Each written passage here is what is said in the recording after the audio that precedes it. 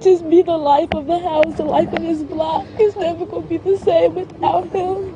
He was our baby.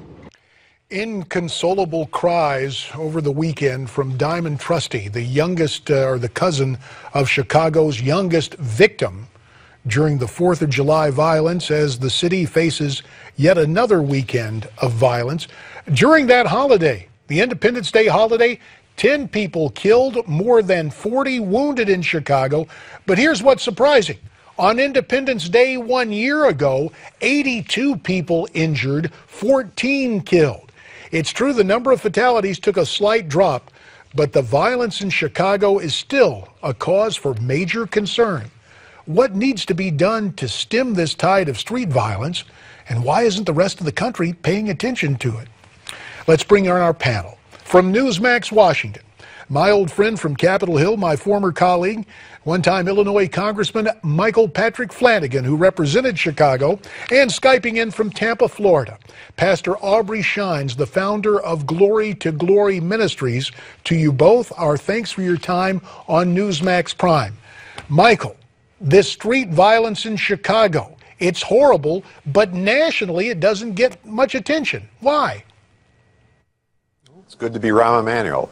I think that the city is so mired in such stuck politics for so long that they're incapable of breaking out with any new idea, any new initiative, any new capacity. And we saw one of the other reverend in Chicago, I think Reverend Brooks was his name, in the last election supporting Governor Roundner, trying to do something different to get something done to make this go.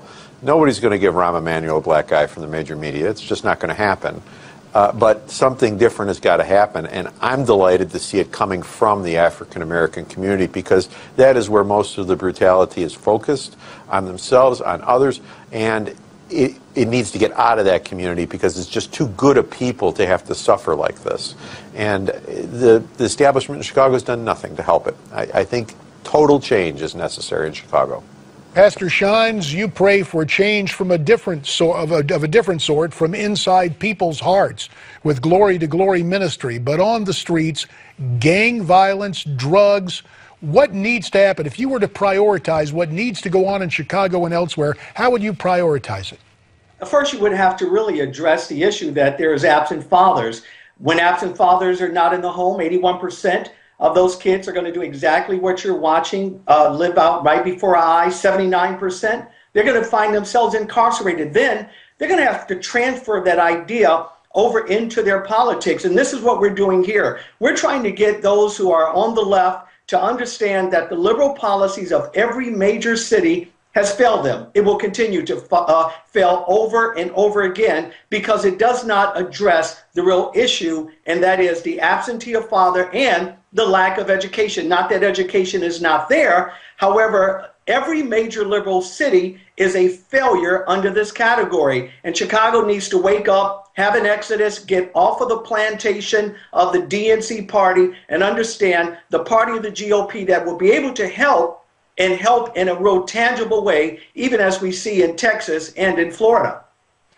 Michael Flanagan, I talked to some Chicago cops. They say the Mexican drug cartels have influence in inner city Chicago. Do you believe that to be true? It's the land of Luis Gutierrez, and all things Hispanic are all things pure and clean. I believe that that's true. Hispanic gangs have been involved directly in politics, hired by local politicians. Chicago is the land of the ward boss. It is a feudal empire, a feudal form of government, and you hire your armies to do your work. Gangs have often been employed by local politicians to do their work and maintain their power. I think the Reverend is exactly right. And the reason I think the GOP can go in there and do good things is not because they're inherently better. No one likes to see this kind of murder, and I don't mean to suggest that Democrats would be tolerant of it. But the deals are so old and so long, and the relationships so deep and so inviolate, you need someone completely, entirely new to go in and just cut the ties, start over again, and say, this are changes that have to be made. And only the GOP is in a position to do that. Pastor Shines, partisan politics is one thing, it's a reality. Chicago is President Obama's adopted hometown. Should the president be doing more? If so, what? And we have about 40 seconds. Well, certainly he could be doing a lot more, and that's called leading. Unfortunately, you can't do anything when you're leading from behind.